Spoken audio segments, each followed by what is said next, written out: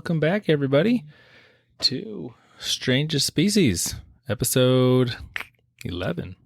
Nice. Yeah, here we are. I'm your host, Mike Davis, here with the other host, Ethne Davis. How you doing today, babe? Doing really good.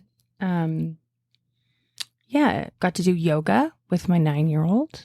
That was fun. Sweet. Yeah. I've never done that with our 9-year-old. He's never done that before either. And he did pretty good, all things considered. So That's good. I'm terrible at yoga. you probably need it. That's probably why I'm terrible at it. Probably so. So, yes. And there's rain on the horizon. Yeah, we have tons of fires where we are right now. Like literally the town we are in, some of the suburbs, it's not a word, suburbs are literally burning down. Mm-hmm. Like whole neighborhoods so just being wiped out. It is super sad. So we are very excited.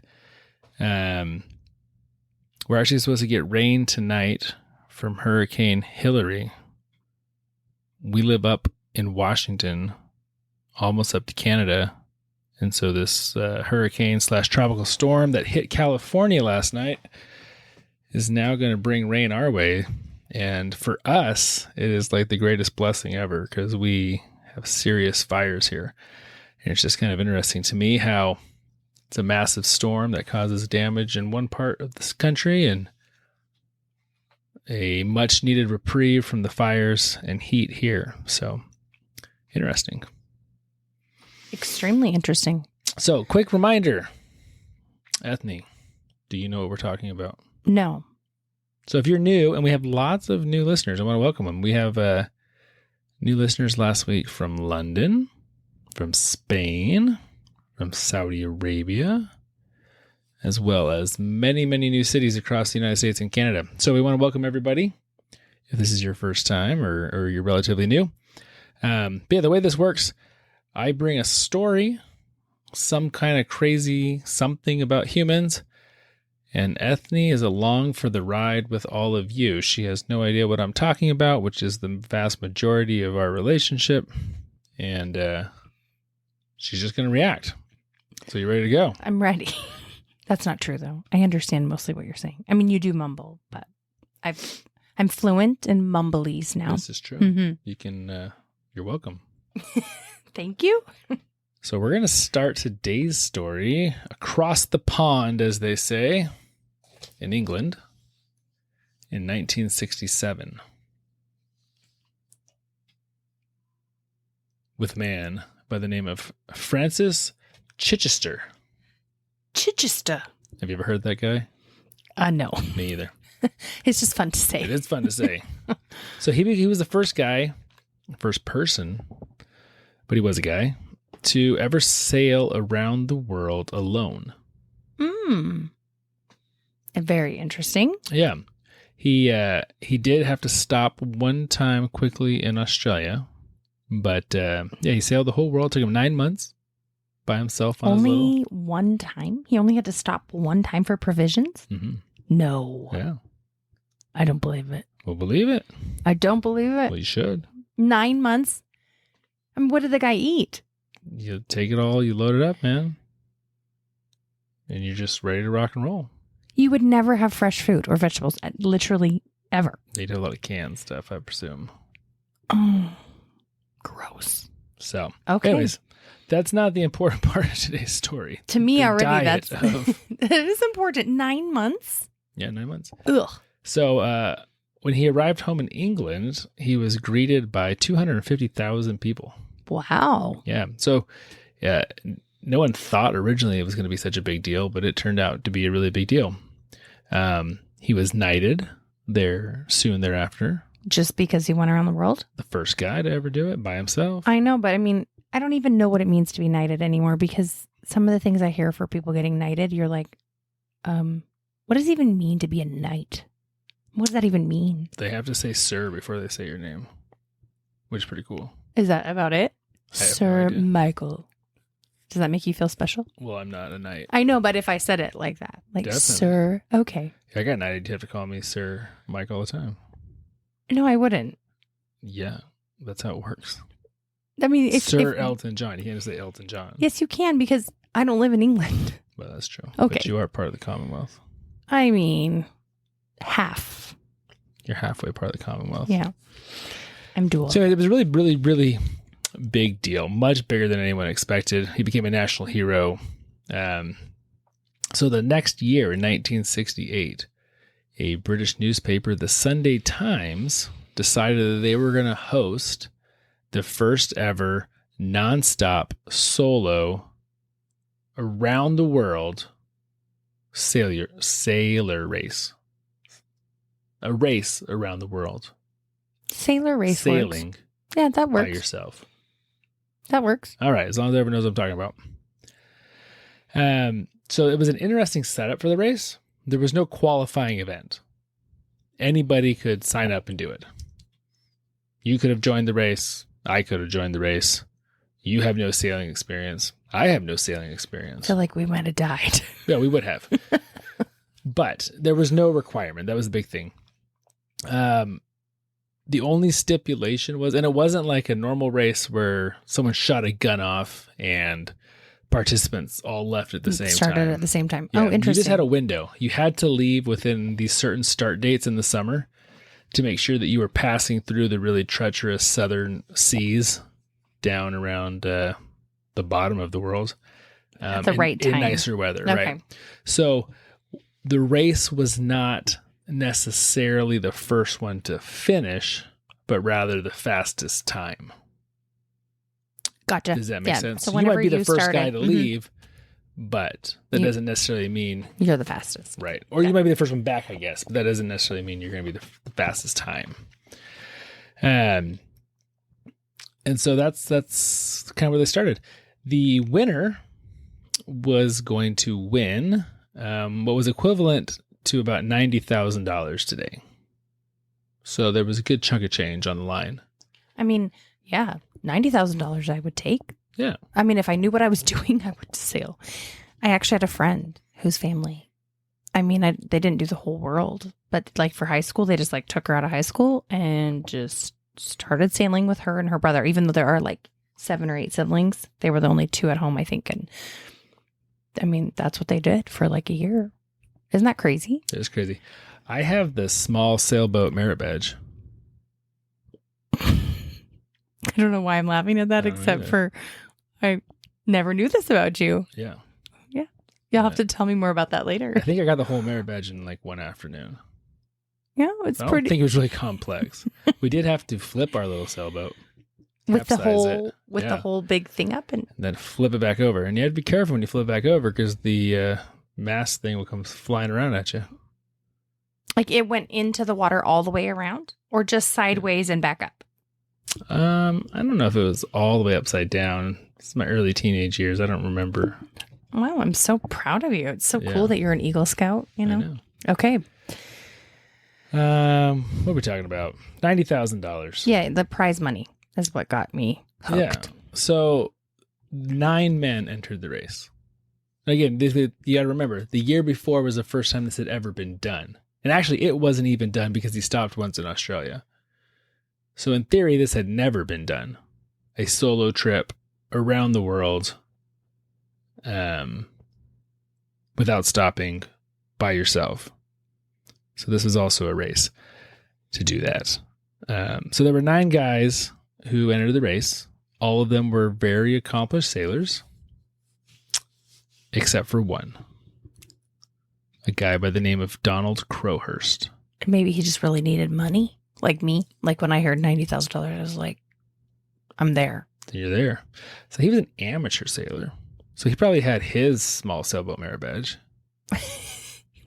If Boy Scouts was even a thing back then. Definitely a thing back then. But this wouldn't have been Boy Scouts of America. And he was much better than that. Right. I mean, he Okay. knew how to So sail. He just never sailed like open waters, across the ocean kind of thing. Okay.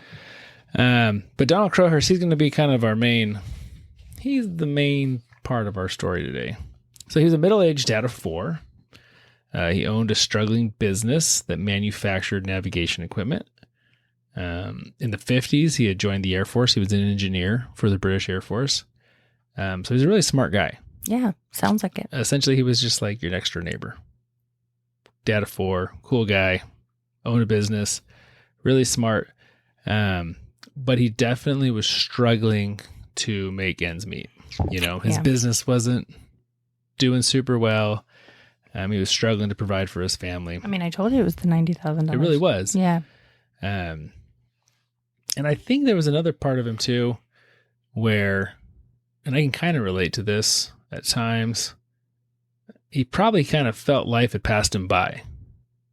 He probably felt that he wasn't where he thought he would be at this stage of his life, with kids and with, his job struggling so much, that he probably saw the race as, he probably got these ideas of grandeur, this big something he could do. And I can relate. I think maybe this podcast is one of those things. You just get these random ideas and you're like, I'm going to do this. So he thought if he could build a boat, use his own navigation equipment and electronics and win, then obviously his business would flourish. He'd become a national hero, kind of like Chichester. And, the money would do super amazing things for his family. So, a couple things though. The other contestants all had legitimate boats because they were real sailors. Right. I mean, just you saying, that he's going to make his own boat. I mean, I'm okay with his build it from scratch. Yeah. Like I'm okay with his navigation equipment because that's kind of what his business is and stuff. But when you said, I mean, my face, you can't see my face, but I made this like, ooh, yeah, I face. can see your face. No, I know. Not everyone listening. Oh, that's right. I made like an ooh face. Kind of like, ooh, let's not build your own boat. Yeah. I'm getting nervous for him. Well, that's what he decided to do. Okay. The major problem was mainly the fact that he had no money to make said boat. So he's going to cut corners. Well, he didn't necessarily have to cut corners. What he needed to do, at least not yet, what he needed to do was find some partners. So he ended up getting 2 sponsors, and he did what every reasonable middle-aged man would do. He mortgaged his house. Oh, gosh. Against the building of his boat. How does his wife feel about all of this? Do we know? I don't know. That's too bad. But I thought about this many times throughout this story.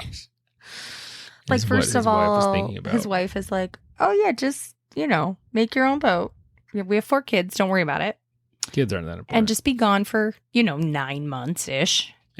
Hopefully a little faster if you're going to win the $90,000. Hopefully. But, there's no, you're going to die. Right. The other thing is, again, one man has successfully done this. Nowadays, you're like, go around the world on a boat. Sure. People do it all the time. They've been done once. And not me. I'm still kind of like, I never want to do that. But I definitely don't want to do it either. But yeah, you made it sound like it was a piece of cake. Well, I think comparatively it is kind of a piece of cake now. Okay. Well, maybe. But, so that's where he was. So he decided that he was going to build a trimaran boat. He thought that would be the best design. So think of like a boat with then 2 like parallel the side. Yeah. Like holes, Moana. almost like Moana. Like Moana's. Yeah. Exactly like Moana. Except for I think she only had 1 of those things on the one side. Yeah. So that was maybe be a bimaran. This is a trimaran. Gotcha. He also was going to develop his own. He had this revolutionary computer that he was designing that he was going to put in the boat that would sense if the boat was starting to flip over, and it would automatically flip it back. That's cool. Yeah. It's proprietary information or technology that he was making. Yeah. But due to time and money constraints, he had to make some modifications to his boat. What you're saying is cutbacks. Cutbacks, yeah. He had to make the cabin quite a bit smaller than the other boats in the race. And he took a whopping 5 books for his 8 to 9 month trip. Where I think a lot of these guys had like full libraries and things to do. I mean, I can't even imagine what. I saw a picture of one of the guys. He had a full Thanksgiving or Christmas dinner on Christmas Day, like a little Cornish hen and all this. Like, it was fully planned to be out there for a canned Cornish hen. I don't know if it's canned or not. Maybe he had a freezer. I don't know. But Crowhurst had 4 or 5 books to keep himself entertained for 8 or 9 months. He's going to go cuckoo bananas. Cuckoo for Cocoa Puffs. I mean, I can foresee this future. You think you know where the story's going, huh? I mean, he's going to go cuckoo. He's probably going to go cuckoo. So the October deadline to sail was quickly approaching. You had to be on the waters by this certain date. And money was tight and things were getting tricky. So he abandoned the whole computer idea and he cut some other corners on the construction. And a lot of the other sailors, actually not a lot of, all of the other sailors were already gone. So he's already behind everybody else. They're all professionals with real boats. He's still building his boat and they are gone racing. To make it worse, if you can make it any worse, one of his sponsors made him sign a contract that if he pulled out before the race started or if he quit anytime at sea, then he had to pay back all the money. Oh, crap. So there was no missing the deadline. Whether the boat was ready to go or not, either you had to hit the open sea or I would almost you rather go bankrupt. just give the money back over payments, maybe. I don't know. I just feel like you got to just know when you're in too far. Okay. Anyway, I'm already cringing over here. Yeah. So what do you think your mindset would be at this point if you were Donald Crowhurst? Like, maybe I should try again another time. Well, I don't think there's ever going to be another time. Okay. Maybe, like, I can work through this. If I got investors to help me, I can pay back this guy. We can figure out something, and I'll just keep struggling along and find my niche somewhere else. Or you think, I'm just going to make this happen. And let's go. Yeah, that's not me. Yeah, I don't know if it'd be me either. But maybe that's him. I mean, I'm assuming because he still obviously goes. Or there wouldn't be much to say about this. No, this is the end of the story, actually. He decided to go back home. Be with his family. Sold encyclopedias for another 30 years. Perfect. All right, everybody. Have a good night. Yeah. No, I mean, the stress must have been absolutely enormous. But he decides, no, I got to do this. I'm way too invested. This boat's built. You know, my house is mortgaged against it. There's tons of money sunk into this. And so on September 23rd, he makes his maiden voyage from his town to where the race is starting, wherever that is. He's got to sail to the starting point. The trip was supposed to take 3 days, but it ends up taking 2 weeks. Just to get to the starting point? Just to get to the starting point, because the boat gets damaged on his trip. Well, but it doesn't get damaged. He just realizes it sucks. Like, it's so then not, at that point, you just stop. Like, you just stop. You should just stop. If you're out there considering joining a race with a faulty boat, you should not do it. I mean, I'm a professional at this. Donald Crowhurst does do it. He also found, though, if it makes you feel any better, that his boat could not really sail against the wind. So that's got to make you feel good before you hit the open seas. Okay. I can't. You're just prefacing this like so badly. I can't. I'm so worried about him. So while he's struggling to get started on the race, remember there's 9 guys total. 8 are already out there. 2 of the other racers drop out. Oh? Due to the intensity of the southern seas. Oh, God. They drop out, but they have like good boats. Yeah. So, yeah, okay. And experience. But it was too much for them. So they drop out. So now we're down to 7. Mm-hmm. 7 racers. So here's the dilemma. You either go bankrupt. Which honestly financial ruin. Is better. You're just an embarrassment. And everyone at the bar talks about how lame you are for the rest of your life. Not for the rest of your life, just for a time. No. Everyone, forever, talks about how lame you are. Okay. Or you sell in a boat that isn't ready and you don't have the skills needed and you face almost certain death. So what do you do?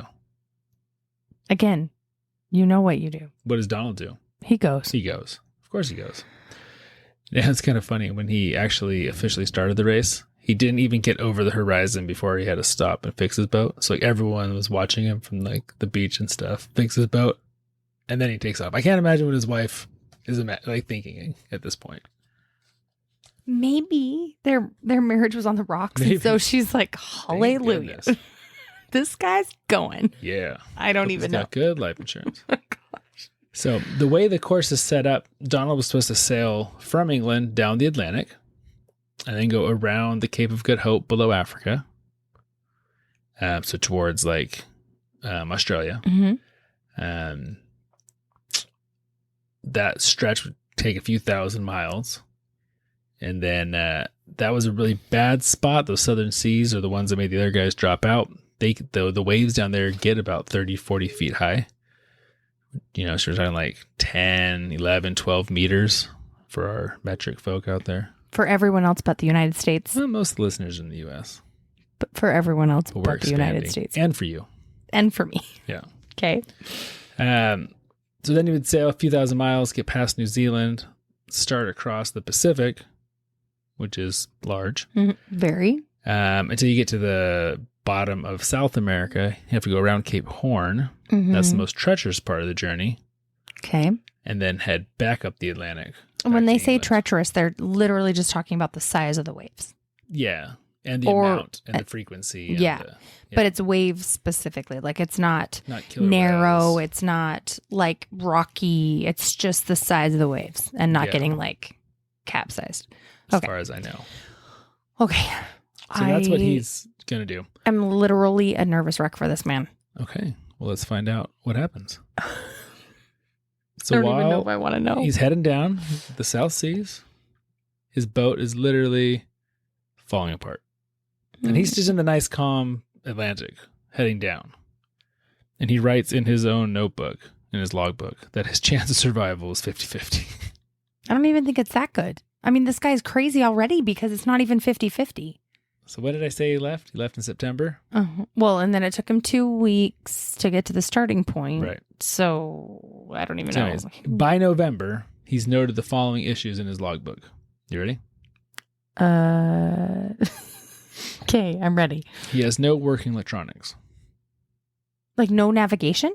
Well, he's got to have like a Like a full compass. disclosure. I don't know how sailors do anything. But like he has a compass that's... I'm assuming he has a compass. Yeah. I don't know if you have star maps. You put your hand in the warm water like Moana. I don't know how it works. I mean, boats now have GPSs. You just type it in and you go. Or you just fall asleep like Moana and wake up where you're supposed to be. Exactly. So I don't really know. He obviously has some way to navigate. So when he's saying electronics, I'm not sure what that refers to. Like radio communications? He does still have his radio too. Okay, that's good. So I don't know if it is Okay. whatever else is in the boat. Yeah. That's important. That's telling you stuff. Gotcha. The depth finder. Does the depth matter in the 2,000 ocean? feet. Yeah, I don't even think it can. Okay. He has no way of telling time. I mean, the sun, but like official time, sure. Right. This is terrible. He has no lights of any kind. Can you imagine being at night by yourself in the middle of the ocean with a crappy boat and it is pitch black other than the stars? Did he not bring lights? No, he has lights on the boat. They just stopped working already. I can't. Mm-mm. Oh my. On top of that, the cockpit was leaking about 75 gallons a night. That's a lot. That's a lot. So imagine okay, it's pitch black. I know my boat's leaking 75 gallons, but I can't see a thing. I feel like he's dumb for not stopping. Like, I feel like there's a point in your life where you're like, I need to stop. Yeah. And it's an interesting point that you bring up because this is part of, again, some of these stories are bizarre. They're all bizarre. But I also like thinking about what's the word? The emotional, the mental, the why people do the things they do. Oh, for sure. Mm-hmm. We're going to get later to the story where we're going to question kind of a different why he's doing the things he's doing. But yeah, at this point, is it pride? Is it, he's had multiple chances up at this point where he could have, with great consequences, obviously, decided to stop or to turn around or to give up or whatever it may be. But he doesn't. He's just going on. Mm-hmm. One last thing he's noted by November, he finds out that his sails weren't cut to the right size. So great. This is so great. So he's on the calm waters. He's heading into thousands and thousands of miles of crazy storms, which 2 people have already dropped out because of. His boat is leaking. And again, these are the calm waters. So, good news though, during this stretch, 3 more of the other guys drop out. Okay, if this guy ends up being the winner, I'm going to die. I'm legit going to die. So, do you know why the other 3 dropped out? I mean, I'm assuming the same thing. Rough seas. So, one of the boats capsized.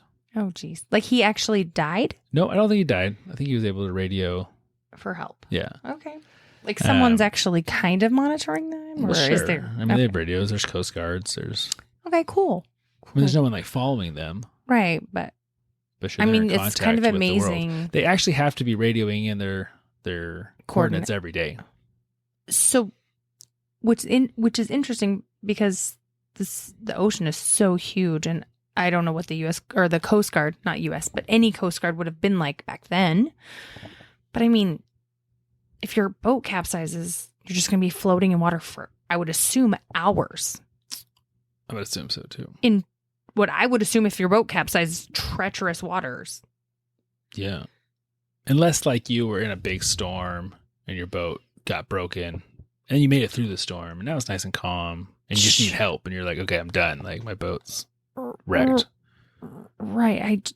I don't know. This is legit terrifying. Okay.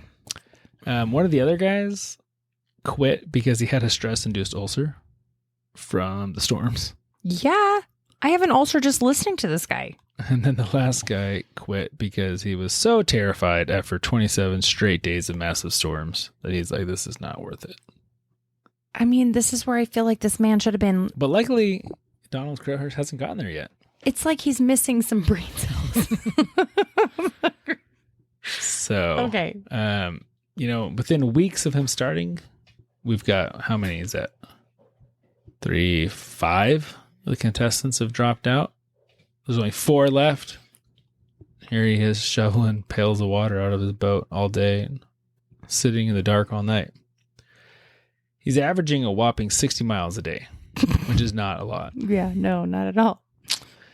The leader is doing about 120.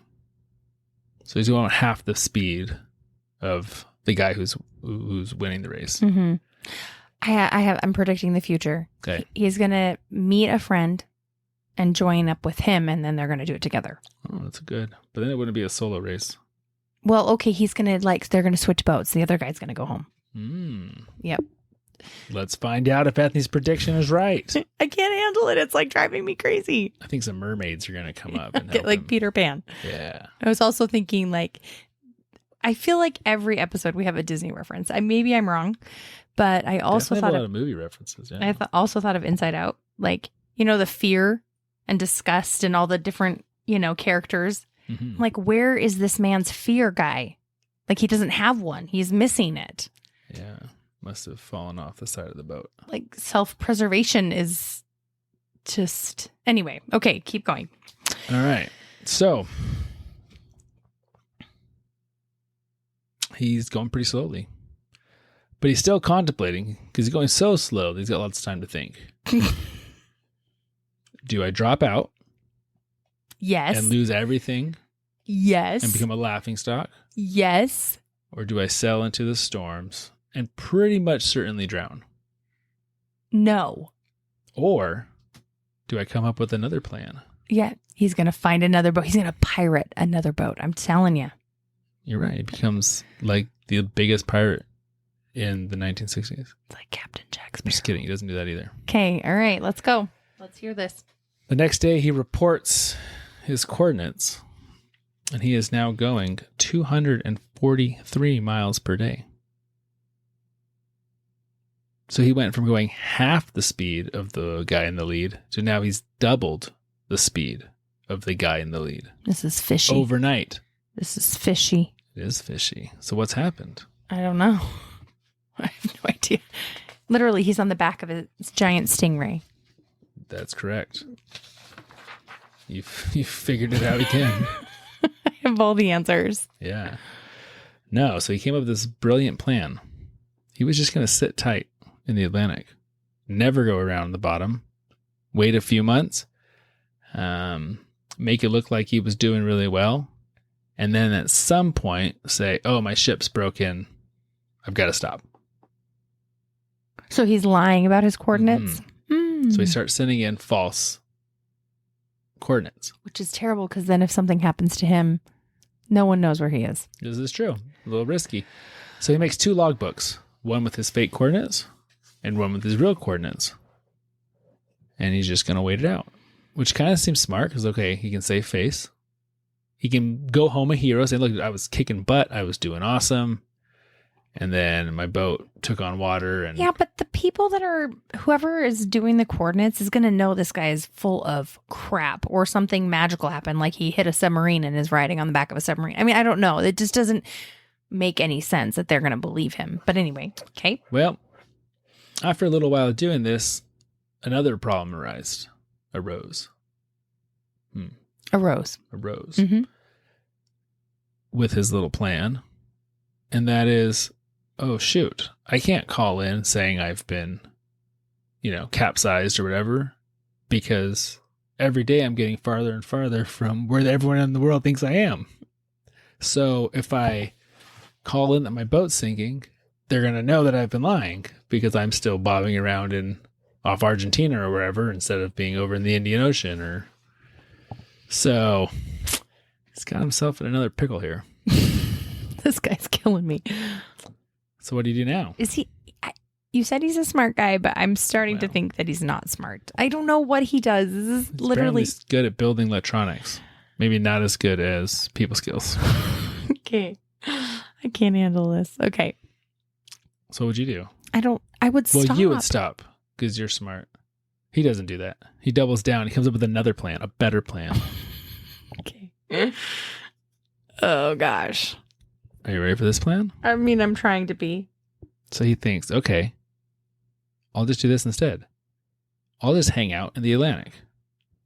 And in a few months, when the other racers come around the world and back to the Atlantic, I'll just hop in behind them and head back to England. And I'll just pretend like I went around the world. And he's smart enough to know I won't win the race. I'll just kind of come in last, but at least I can save face. And at least I won't die going around on these oceans that I have no business sailing on. Correct. Pretty good plan. So the racers had to communicate, like I said earlier, every day their coordinates. So in early December, he begins on purpose to start sending really vague radio messages. And he never actually gives his actual coordinates.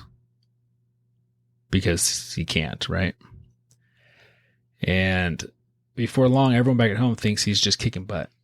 That he's cruising based on all these fake locations that he's giving. And this led the papers at home. Well, sorry, let me go back a second.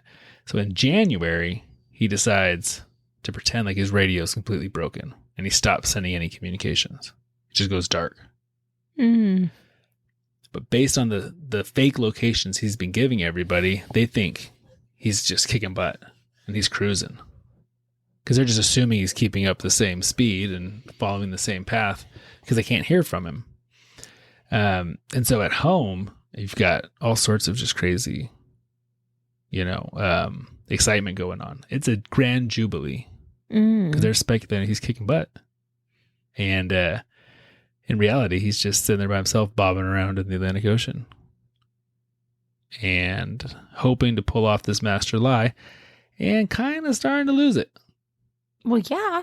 Because he's totally isolated and probably really stressed out. One, because his boat's sinking. Well, not sinking, but, it's a piece of crap. Leaking, yeah. And two, because he's got himself in such a deep web of lies that he's got to constantly just be, working on that. I think at this point, I would just find myself ashore and just start a new life. I mean, you don't ever... easier back in the 60s for sure. You just don't even go back to it. Just pretend you died and just... You never have to worry about... You'd be like one of those Nazis that went to Argentina. The shame. Yeah. I mean, he could be anyone. Who cares? Just he... I don't know. This is so terrible. Okay. So in his logbooks during this time, he starts becoming very, very philosophical. I think when very deep. Right. When you're living this double life and you're trying to like, pretend you're doing something, but then try to keep track of what your real life is. Your brain you're going to mess yourself up even more. Totally. What's the longest you've ever been by yourself? I mean, I can't think of any time in my life I've been alone for any prolonged period of time. And I don't mean like not with people I know, just like do you mean 100% isolated? Without a dog even? Definitely without a dog. Because the dog would make a huge difference. Right. No, I'm just thinking for myself. Like probably the longest was when I was camping with Indy. But I mean 24, maybe 48 hours. Not very long, right? Yeah. I know. So the guy, Chichester, who went around, definitely said, that was the most challenging part. 100%. Was being alone. And he actually made mention that stopping in Australia, even though it was super brief, made it like 10 times worse to see reality for a brief little glimpse, I thought you were going to say 10 times better. But... No, it made it worse. And so for all of these guys, it's got to be mentally exhausting. And sailing's super hard work, right? Yeah. So on top of the extra work he's doing, bailing water out and he has no lights, which would also give a sense of comfort, like that light in the evening. I don't know. It would just give me comfort. I don't even think he's constantly having to figure out his fake locations, which is like an extraordinary feat in itself. And you're making these up on locations that you've never been to. You're writing the story of a place you've never been. Right. This is terrible. So he definitely starts getting pretty, like I said, philosophical in his stuff. And it's during this really melancholy time, while he's waiting for the rest of the group to catch up to him, that his hull splits in two. Cool. This is big winning. problem. This is like the house we drove by today. He can't call for help because, he can, but if he calls for help, his plan is... everyone finds out, oh, you've been like super lying and just making crap up for the last couple months. Again, just... Yeah. Okay. And so he, in March, he has to do something about this. So he heads into Argentina and he ports at this small little dock.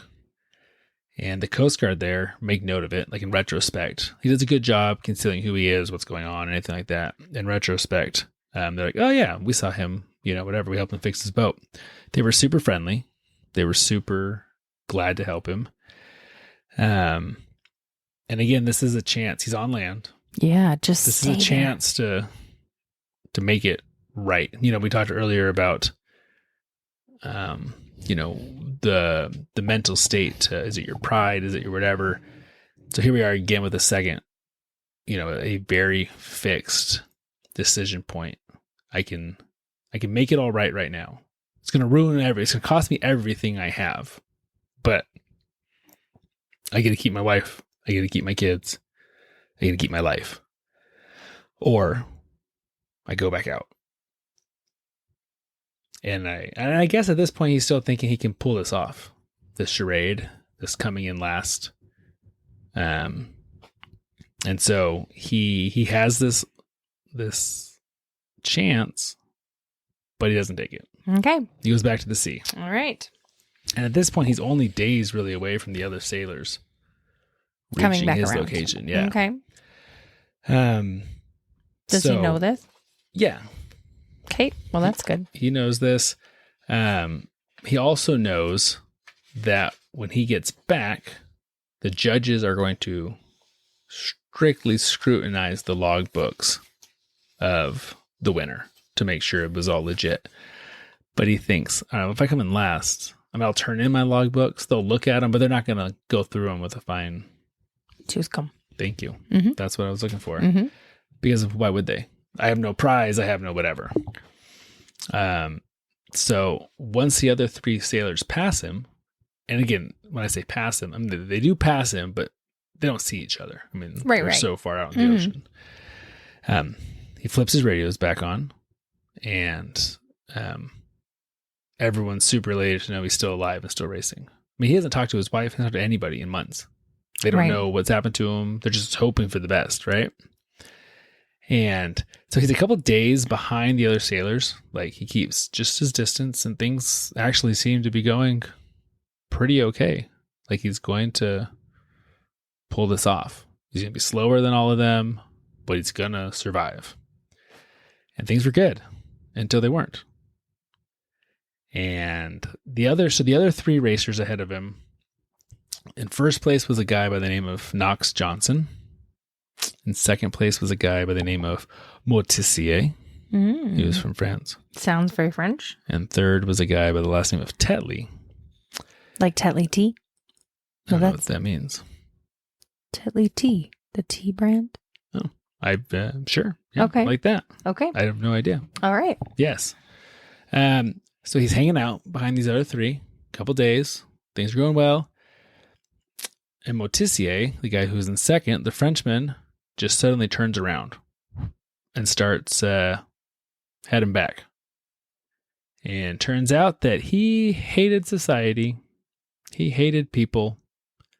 He thought the whole race was a giant joke. He's gone crazy. And he just really liked being on his own. And he wanted to go sail around the world again. Okay, but he's gone crazy. Well, I think he started crazy. Okay. Maybe. The people, he survived. People talked to him. He's just one of those guys who just a curmudgeon who wanted nothing to do with. He didn't like modern society. A curmudgeon. Yeah. I like that. And he was just happy completely on his own on his boat. Perfect. So he turned around and left. Mm-hmm. So now all of a sudden, Donald's in third place. Okay. And that's bad. Well, I mean, he's closer to, it's not bad. It's fine. He's still last. He's still last. Okay. So in 1969, Robert Knox Johnson, the guy in first, finishes the race. He becomes the first person to ever sail around the world alone without stopping. He didn't stop once. Didn't stop once. Okay. So now it's just Donald and Nigel Tetley, second and third. The problem was Robert Knox Johnson started way before them. So Tetley was on pace to win the race. If that makes sense, for fastest time. Even though he wouldn't be the first one in, he was on pace to actually win the money. And then because Donald's fake locations, he was also way ahead of Robert Knox on paper. Oh, gosh. So he had to stay behind Tetley. Oh, gosh. If somehow he didn't stay behind Tetley, he was going to win. That'd be real bad. That would be real bad. And so as they're going, he just needed Tetley to freaking win the race. Just get home and win. But Tetley hit a storm and his boat was damaged and he had to abandon ship. And he had to exit the race and be saved by the Coast Guard.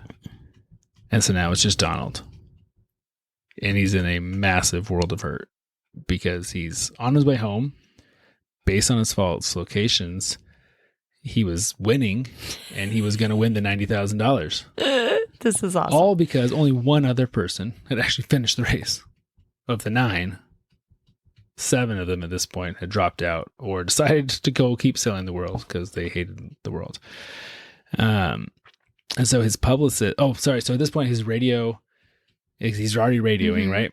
So his publicist is sending him telegrams. They're setting up TV interviews. They're setting up book interviews, TV spots. There's 100,000 people planning to be at the port waiting for him. He's a hero, you know?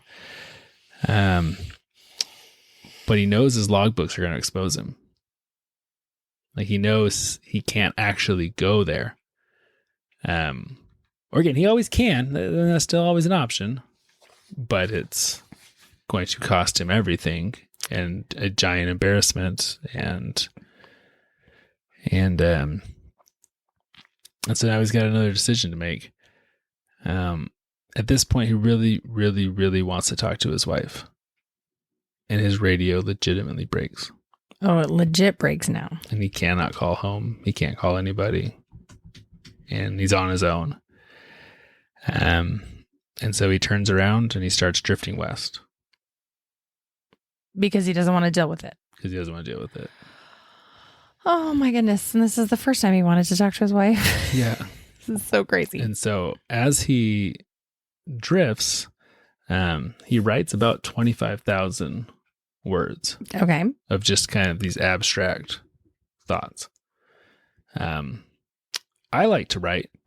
25,000 words is a fair amount of words. That's a lot of words. I mean, it's probably a third of like a normal novel. Right. But I mean that would keep you probably from going even more crazy. Well, it depends what you write. I'm going to read you some of these. Oh, okay. Perfect. My folly gone forward in imagination. Wrong decision. Not perfect time. No longer computed. Had disorganizes clocks. Had disorganizes clocks. Yeah. Can you interpret that for us? No. Okay. We'll read another one. Okay. Clocks. There is no need for worry. About time plus or minus, but only elapsed time. Plus or minus may be meaningless. Important reason for work is loss understand. This is terrible, but when I lived in Japan, they like to write things in English that don't quite make sense, but I think you get the gist of what they're trying to say. Kind of feels like that. Like that? Well, I speak Spanish, and I'm sure everyone I talk to, this is what I sound like in Spanish. Okay, yeah, so he is literally cuckoo bananas, just like I said he would be. That's what you said. Mm-hmm. The last one here. It is the end of my game, and it will be by done as my family require me to do it. Okay, do what? It. Got it. Yep. Cool. So, tragically, Crowhurst's boat was found drifting at sea, but his body was never found. But they found his journals. And the interesting thing about this story was because it was such a giant thing, the race itself was so big and so crazy. Each participant was given a camera, like a video camera. Mm-hmm. So he had a ton of footage of himself out there on this whole time, and he had his logbooks and he had his journals. So all of that was found, and you can actually go and find a lot of it online. Interesting. And actually read it. There have been actually a couple movies made on this story. Do you think that he chose to end his life? I do. Yeah. That would be my guess. The scary thing about the story, or the touching thing, or however you want to look at it, is how I see it. Crowhurst was not a con man. He was not an evil man. He was not a man out to deceive the world. He was just a guy who had a really big dream. He had these aspirations. He went for them, and he just totally got in over his head. And then instead of doing the right thing to get out of them, he just kept doubling down, and ended up in this situation that he couldn't get himself out of. And the scary thing is that could happen to anybody. Yeah. Again, if you're a super evil, person, sure, it makes sense that you end up in these thick plots like this. But he was just a guy who had a dream. Right. Like Entangled. Yeah, but I still feel like there's a few screws loose somewhere, because I don't know. It's like you could tell it's just a recipe for disaster. Right there at the beginning, when it took him 2 weeks to get somewhere that should have taken, in essence, 3 days. Right. I mean, that right there just is, yeah. I don't know. I feel bad. I guess it could happen to anybody, but I also wonder, how much pride was involved with that. Right. Well, sure. And I'm not saying like this scenario per se could happen to anybody. I know, but anybody could find themselves in a situation where they were much further down a rabbit hole than they ever planned on. And they started with good intentions. Oh, yeah. I get for sure that. And I think that is part of being human. Oh, for sure. So, yeah. And it was sad because he kept thinking he came up with these great ideas. I know. To figure it out. And he almost did. I mean, think of the amount. Had Metissier just not been a crazy person. And kept on going. And just finished the race, would have been fine. Had Tetley not capsized in the Atlantic of all places. Like he'd made it through all the hard stuff. Yeah, which is interesting. It's just, it's like so many things had to work against him, but like perfectly lined up in a row for his plan not to at least have the potential to work out. Right. I still don't know why, not just going to someplace else would solve the problem a little bit. I had the thought too. Like secretly contact your wife and be like, hey, this is what happened. I don't know. Couldn't you too? Like once Tetley was out and you're in the lead, couldn't you say, oh, my hull broke. I can't, or my sail broke. And I'm just putting along now and just wait out the time needed. Yeah. So you're slower than. I would think so. Especially if they found his boat. Because you're given real locations at that point. Yeah. Well, and his boat was still floating. So it's not literally like it didn't sink or fall apart. So that's where I'm like, did you have to? That's where I think his cuckoo bananas stepped in. Well, and definitely, yes. It's easy for us to think more clearly about it than had you been on your own for months and months. Exactly. And months. I'm certain that I would be cuckoo bananas if I was isolated for that long. 100%. With all those pressures and the stress and the worry and the darkness. And your 4 books. When we pulled over on the side of the road out by the Ponderay and it was dark and there was all these forest noises and I was out there with you. I was still like, oh, I can't get in the passenger side door. I wanted to go on the same side as you and go in the same side. That's how scared I was because it was pitch black. And I even knew where I was and I'd been there a million times and I know it's safe. I couldn't. I like being in nature. And I think once if I was in my space, that I feel safe at, alone in nature, I would be fine. But you take me out of my space and I'm a chicken. Yes. Cuckoo bananas. Thank you. That's a new one for me. So there is a little happy note at the end of the story. Oh, good. It's not like a happy note, but happier note. So Robin Knox Johnson, the guy who was the first to finish, ends up winning the money because he's the only one that finished. Right. He did donate all of it to Donald's family. All of it? Mm-hmm. So he did it not for the money, obviously. He just did it to say he did it. I guess so. Because normally I think people would need, a good portion of the money. Yes. He's been knighted since then, I believe. For donating? No, he's gone. He's like a legendary. Oh, is he? Even now, I think he's still alive.